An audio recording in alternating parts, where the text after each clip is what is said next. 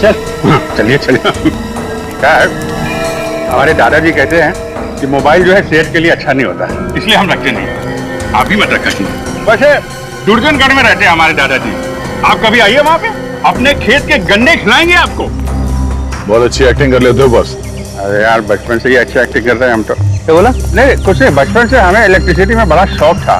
आप हमको बस बता दीजिए कि ये आपका बोर्ड कहाँ है, हम अभी बना देते हैं पूरा। चलो दिखाता हूँ।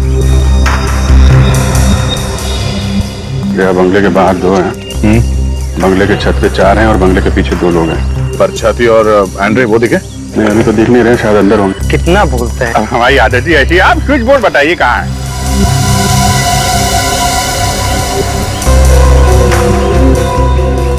ले भाई, तेरा बिजली का मीटर। चल अब लग जा जल्दी काम पे। ले।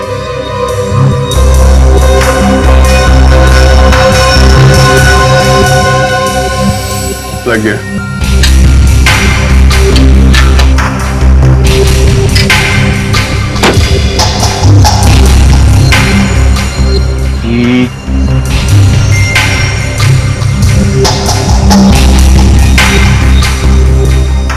समझ में नहीं आ रहा।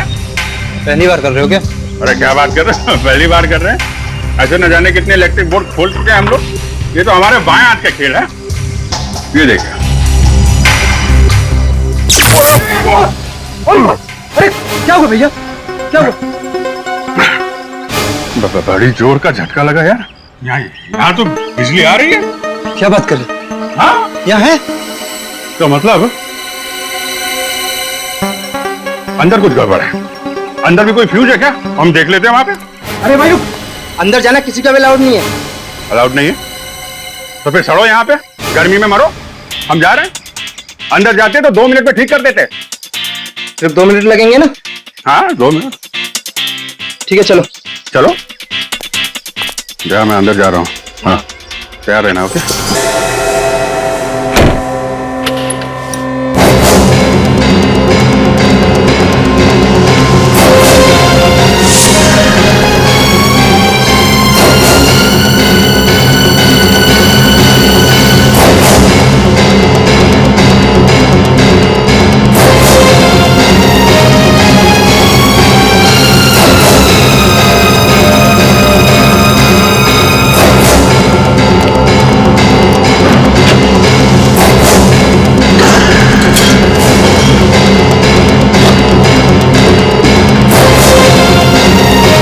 सीआईडी को फोन करता हूँ।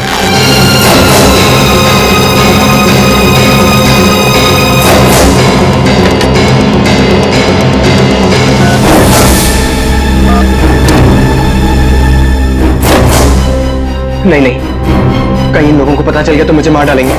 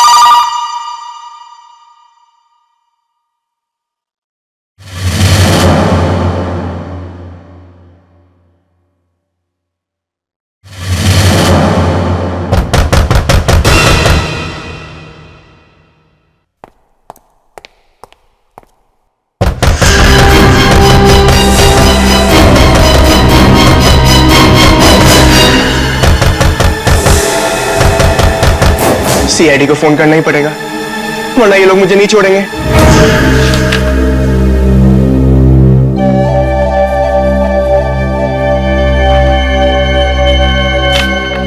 हाँ तो मिस्टर हेमंत, कल शाम 7 बजे से 10 बजे के बीच कहाँ पे थे आप? 7 से 10 के बीच।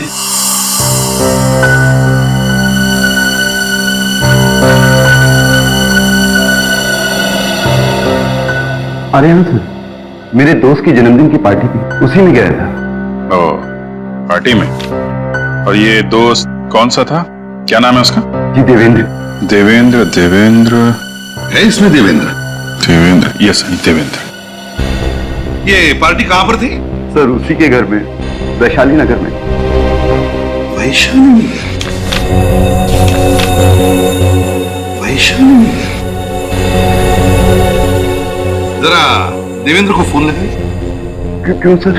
अरे कल उसका बर्थडे था ना, तो हम लोग भी उसे हैप्पी बर्थडे विश करेंगे। क्या नुकसान है? बर्थडे तो कल था ना सर। तो क्या हुआ, हम लोग भी थोड़ा डांस कर लेंगे। हाँ, एक दिन लेट ही सही। लगाइए लगाइए।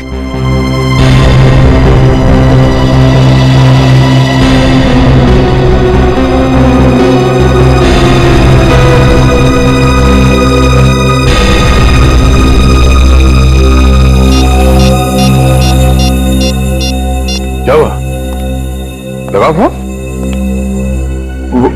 वो सर ठीक है, यहाँ लो, मैं लगाता हूं और टाइम लेते हो। देवेंद्र, ये क्या, तुम्हारे फोन बुक में देवेंद्र नाम का कोई आदमी है ही नहीं? नहीं, वही तो, न जाने कैसे डिलीट हो गया। कोई बात नहीं हेमंत जी, इलेक्ट्रॉनिक आइटम है, गड़बड़ हो जाती है ना। वैसे आप पार्टी में गए तब फोन तो साथ में लेकर ही गए होंगे। हाँ सर, बिना फोन के तो मैं कहीं भी नहीं जाता। वही तो, फिर भी ये मोबाइल कंपनी वाले कह रहे हैं कि कल शाम को 7 और 10 बजे के बीच आपका फोन वसंत नगर इलाके में था। बसंत? हाँ, बसंत नगर 22 किलोमीटर दूर है। बसंत नगर वैशाली नगर से, जहां पे बर्थडे पार्टी चल रही थी। पार्टी से 22 किलोमीटर दूर तुम्हारा फोन कैसे पहुंच गया? पता नहीं सर, टेक्निकल मिस्टेक हो सकती है। Electronic item. सीसीटीवी कैमरा का नाम सुना है? वो भी एक इलेक्ट्रॉनिक आइटम है। अच्छा। हेमंत जी, बसंत नगर के मोड़ पर जो सीसीटीवी कैमरा लगा है ना, उसमें कल रात को 8:30 बजे आपकी फोटो छपी है। मेरी फोटो? हाँ, आपकी फोटो। क्यों गए थे वहां पे?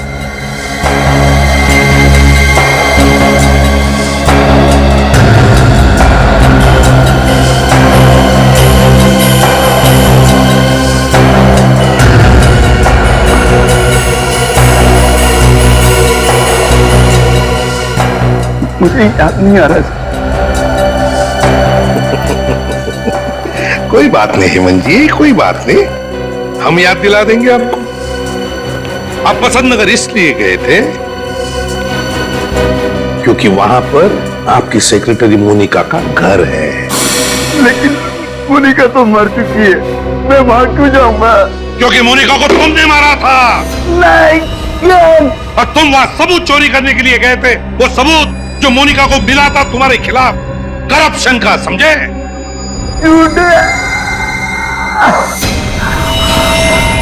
वो चाकू कहाँ है जिससे तुमने मोनिका का खून किया था?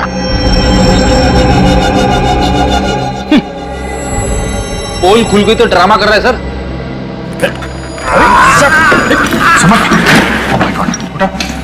हेमंत, संभाल के। हेमंत, हेमंत, हेमंत। सर, इसकी तबीयत तो वाकई खराब हो गई। ले जाओ इसे, जल्दी हॉस्पिटल ले जाओ। अरे, समझ गए?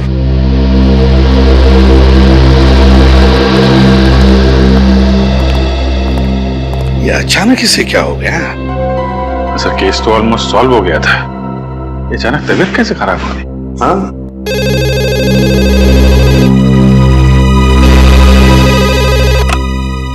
एसीपी प्रद्युमन सर प्लीज मेरी मदद कीजिए सर। हेलो, कौन बोल रहा है? सर मैं डैनी बात कर रहा हूँ सर। सर कुछ लोग मुझे मारना चाहते हैं सर। सर आप जल्दी आ जाइए सर। डैनी, डैनी बताओ कहां से बात कर रहे हो, क्या हुआ है, बताओ जल्दी। Hello, hello, hello, Danny, hello, hello.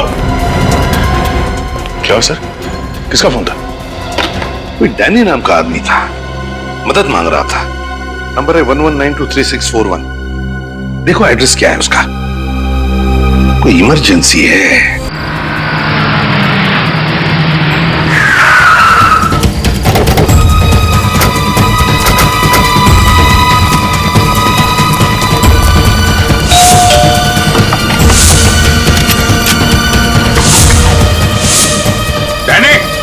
दरवाजा तोड़ दो।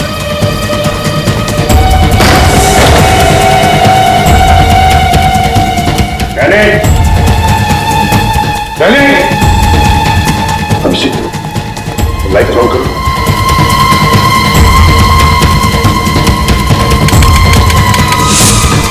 क्या हुआ?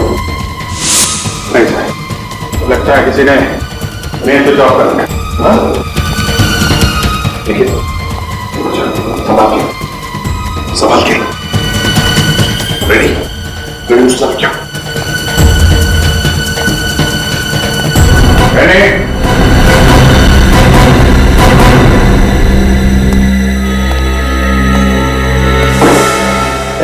कौन है वहां पे? क्या हुआ अभिषेक?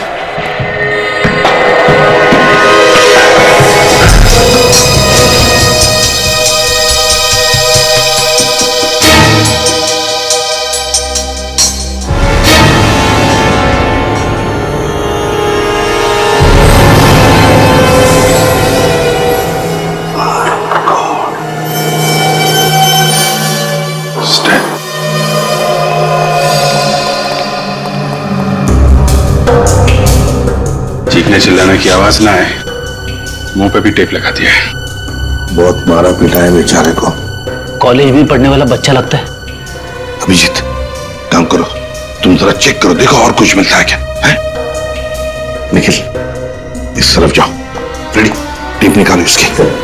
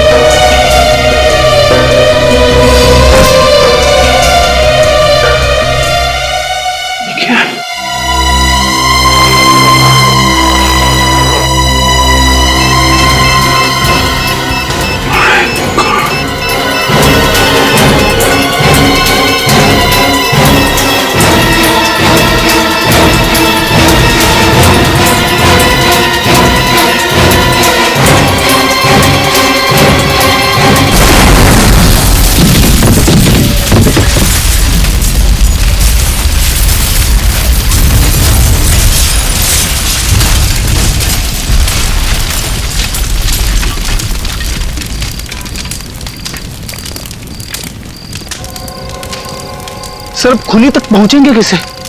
ना तो हमारे पास लाश है और ना ही कोई सबूत। सबकी धज्जियां उड़ चुकी है। रेडी, आज तक कोई भी गुनहगार हमारे हाथों से बचा नहीं है, समझे? साळुंके को बुला लो यहां पर। कुछ ना कुछ तो जरूर ढूंढ के निकालेगा वो इस राख में से। और ये डैनी, इस डैनी के बारे में अच्छी तरह से पूछताछ करो। देखो क्या क्या करता था, कहां कहां जाता था और किस किस से मिलता था।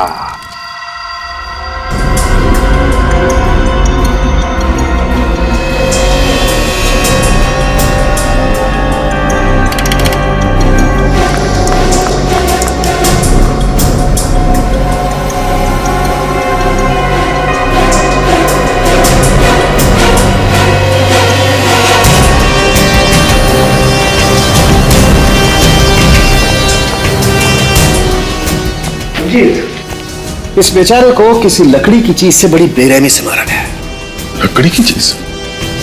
किस तरीके की लकड़ी है, कुछ पता चला? मैंने टेस्ट किया है, ये एक कंप्रेस्ड वुड है। ऐसी लकड़ी जिसका इस्तेमाल क्रिकेट के बैट या हॉकी की स्टिक बनाने में काम आता है। ओह, इसका मतलब डैनी को क्रिकेट के बैट से मारा गया है। एक बात और अभिजीत, ये बॉम्ब भी कोई सीधा साधा बॉम्ब नहीं था। अच्छा, किस चीज से बनाया गया ये बॉम्ब? अमोनियम गैट्रेट, उसमें बेंजोडियम ऑयल और ट्रीनियम ऐश को मिला करके ये खतरनाक बॉम्ब बनाया गया। अमोनियम गैट्रेट और बेंजोडियम ऑयल, काफी सोच साच के बनाया गया ये बॉम्ब। बहुत ही खतरनाक बॉम्ब है और इस बॉम्ब को एक बीमारी भी है। वो क्या? वो ये कि इस बॉम्ब को लेकर के ज्यादा दूर तक ट्रेवल नहीं किया जा सकता है। क्यों सर? वो इसलिए फ्रेडी कि अगर इसे लेकर के ज्यादा दूर तक जाएंगे तो ट्रेवल की वजह से मूवमेंट होगा, बॉम्ब हिलेगा तो फट जाएगा। इसका मतलब वो बॉम्ब डैनी के घर के आसपास ही बनाया गया होगा। सर अगर वो लोग डैनी का खून पहले ही कर चुके थे तो उन्हें बॉम्ब रखने की जरूरत क्या थी? उन्हें गलतफहमी होगी कि ऐसा करके वो सारे सबूत मिटा देंगे और हम लोगों से बच जाएंगे। और वो ये नहीं जानते कि सीआईडी रेगिस्तान में से भी सुई ढूंढ सकती है। सर ये रोहन है, डैनी जिस घर में रहता था वो इसका है। डैनी तुम्हारे घर में रहता था? क्यों, भाड़े भी दिया था उसे? नहीं सर, डैनी बचपन से मेरा बहुत अच्छा फ्रेंड था और इस शहर में उसके पास रहने का कोई ठिकाना भी नहीं था, तो मैंने उसे अपने साथ रख लिया। जब ये सब हुआ तो तुम कहां थे? 2-3 दिन से मैं बाहर था, आज सुबह ही मैं घर लौटा। अच्छा, डैनी की किसी के साथ कोई दुश्मनी थी? डैनी की दुश्मनी? सर डैनी तो बहुत शरीफ और मेहनती लड़का था, उसका कोई दुश्मन कैसे हो सकता है? कोई तो दुश्मन था डैनी का, कोई ऐसा दुश्मन जिसने डैनी को बॉम्ब से उड़ा दिया। मैं खुद भी हैरान हूं सर, ना जाने डैनी कौन से चक्कर में फंस गया था। फंस गया था? क्या मतलब? पता नहीं सर, वो कुछ दिनों से अजीब सा बिहेव कर रहा था और तो उसे कॉलेज से भी सस्पेंड कर दिया गया था। सस्पेंड कर दिया गया था? किसलिए? ये तो उसने मुझे भी नहीं बताया सर। कोई बात नहीं, तुम जा सकते हो, लेकिन अगर जरूरत पड़े तो हम तुम्हें फिर से बुला लेंगे। रेडी? चलो। अभिजीत एक काम करो, सचिन और निखिल को डैनी के कॉलेज में भेज दो और उनसे कहो कि वो पता लगाए किस वजह से डैनी कॉलेज से सस्पेंड किया गया था। हाँ।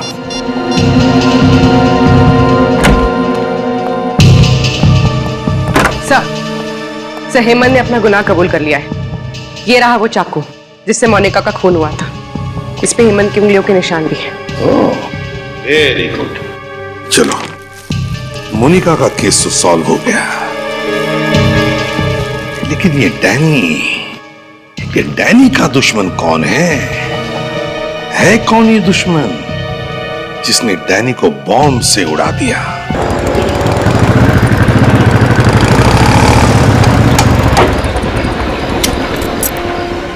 सर इस मोहल्ले में अब बस यही एक आखिरी बिल्डिंग बची है, और किसी जगह तो बॉम्ब बनाने का सामान मिला नहीं।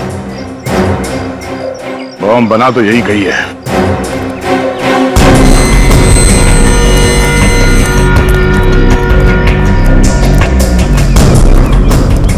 किससे मिलना है आपको? हम लोग सीआईडी से। सीआईडी यहाँ? आप ये बताओ कि पिछले कुछ दिनों में यहाँ पे कुछ नए लोग आए हैं रहने के लिए? साहब पिछले 6 महीने में तो यहाँ कोई भी फ्लैट नहीं बिका है। फ्लैट भले ही बिका ना हो, पर किराए पे तो चढ़ा होगा ना। कोई नया किराएदार आया है? किराएदार? हाँ साहब, पिछले हफ्ते ही 2 नए किराएदार आए। कौन कौन है? सब 504 में रितेश साहब और 108 में आशीष साहब आए। रितेश और आशीष, इन दोनों का चाल चलन कैसा है? चाल चलन बोले तो साहब, मतलब ये लोग यहाँ कितने बजे आते हैं, जाते हैं, अकेले रहते हैं या फैमिली के साथ है? बातचीत में ये लोग कैसे हैं? साहब रितेश साहब तो बहुत अच्छे हैं, अपनी माँ के साथ रहते हैं और सही वक्त पर आते जाते हैं। लेकिन आशीष साहब कुछ गड़बड़ है? हाँ साहब, पहले दिन से ही गड़बड़ है। मतलब ये साहब की हमारी सोसाइटी में बैचलर को फ्लैट तो मिलता नहीं है, तो आशीष साहब ने एग्रीमेंट में अपनी माँ का फोटो ही चिपका दिया। पर उनकी माँ उनके साथ नहीं रहती है? नहीं साहब, उनकी माँ तो उनके साथ नहीं रहती है, लेकिन 2-3 लड़के हैं जो हर वक्त फ्लैट में ही पड़े रहते हैं। कभी कभी तो रात को 3 बजे शराब पी कर आते हैं। अब आप ही बताओ साहब, इतनी शरीफ सोसाइटी में ये सब अच्छा लगता है क्या? अभी भी है वो लोग घर में? नहीं साहब, वो लोग तो कल से वापस ही नहीं आए। ठीक है, जरा उनका घर दिखाओ। एक्चुअली डैनी ड्रग्स के दलदल में फंस गया था। डैनी ड्रग्स लेता था? पता नहीं कैसे ये गंदी लत लग गई उसे। कुछ पता है आपको ये ड्रग्स उसे मिलते कहाँ से? नो आइडिया, लेकिन मैंने खुद उसे पकड़ा था कॉलेज के बाथरूम में हेरोइन लेते हुए। सर हेरोइन तो काफी महंगी आती है, और ये डैनी सीधे साधे मिडिल क्लास फैमिली का लड़का था, सब कैसे वो कर सकता है? कोई तो जरिया था जहां से बहुत सारा पैसा आ रहा था उसके पास। ये आप इतने यकीन से कैसे? क्योंकि पिछले कुछ दिनों से उसका अंदाज बदला हुआ था। नई नई घड़ियां, सोने की चेन, अंगूठियां, ऐसा पहले नहीं था। ऐसी कौन सी लॉटरी लगी थी डैनी को? आई रियली डोंट नो, लेकिन जैसा कि उसके दोस्त कह रहे थे, वो एक कार खरीदने वाला था, वो भी 20 लाख की? 20 लाख की कार? नहीं, एक कॉलेज में पढ़ने वाला लड़का अपने दम पे 20 लाख की गाड़ी तो नहीं खरीद सकता। सर हो सकता है पैसा उसके घर वालों ने दिया उसे। नहीं, लेकिन एक मिडिल क्लास फैमिली इतना सारा पैसा कहां से लाएगी? इस डैनी के परिवार वालों से मिलते हैं। लेकिन वो लोग तो पूना में रहते हैं। पूना में रहते हैं?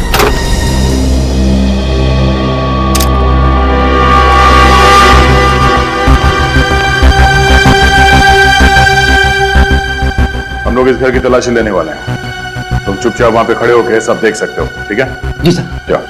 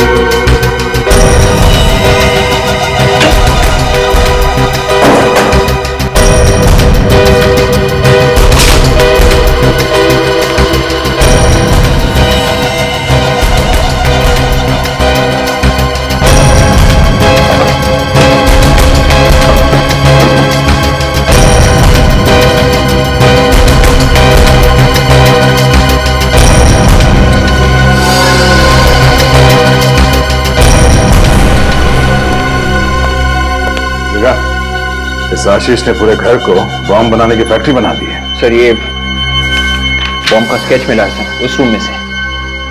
ये वही बॉम्ब है जो डैनी के घर में फटा था। वॉचमैन। जी सर। जी सर। लोगों को पहचान सकते हो तुम? हाँ सर। आशीष का स्केच बनवा सकते हो?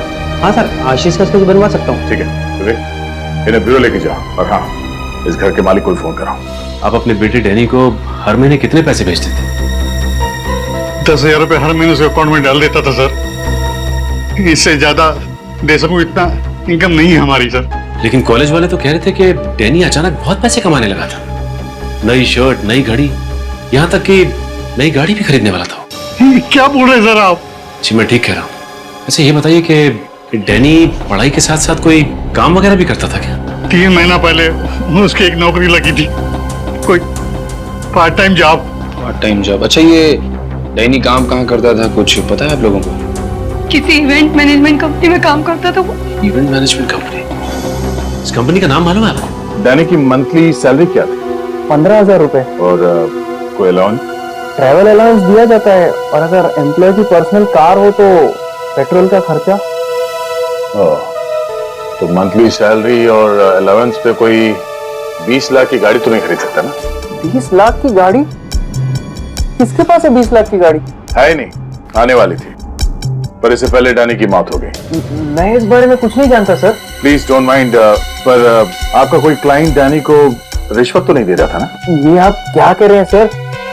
हम तो इवेंट मैनेजमेंट कंपनी चलाते हैं, इसमें रिश्वत का क्या काम? तो हो सकता है कि वो आपकी कंपनी के अकाउंट्स में कुछ घोटाला कर रहा हो। बिल्कुल नहीं, हमारे अकाउंट्स एकदम क्लियर है। ऑफिस से भी नहीं, घर से भी नहीं, तो इतना सारा पैसा डैनी के पास आ कहां से रहा? अच्छा, आपने आखिरी बार कब देखा था डैनी को? कल ही देखा था। कल वो ऑफिस में आया था? ऑफिस में टैटू सर्कल के पास म्युनिसिपैलिटी का इवेंट था जो हमारी कंपनी ने ऑर्गेनाइज करवाया था। डैनी उसी की तैयारी में जुटा हुआ था। और ये इवेंट कितने बजे तक था? इवेंट तो रात 8-9 बजे तक चला था, मगर डैनी बीच में चला गया था। बीच में चला गया था? तो डैनी अक्सर इवेंट बीच में छोड़ के जाता है? नहीं, कभी नहीं। मुझे खुद काफी हैरानी हुई कि वो इतना अनप्रोफेशनल कैसे हो सकता है। कोई तो वजह होगी उसके इवेंट से अचानक चले जाने की। अच्छा, उस इवेंट की रिकॉर्डिंग तो होगी ना? जी, आज सुबह ही आइए।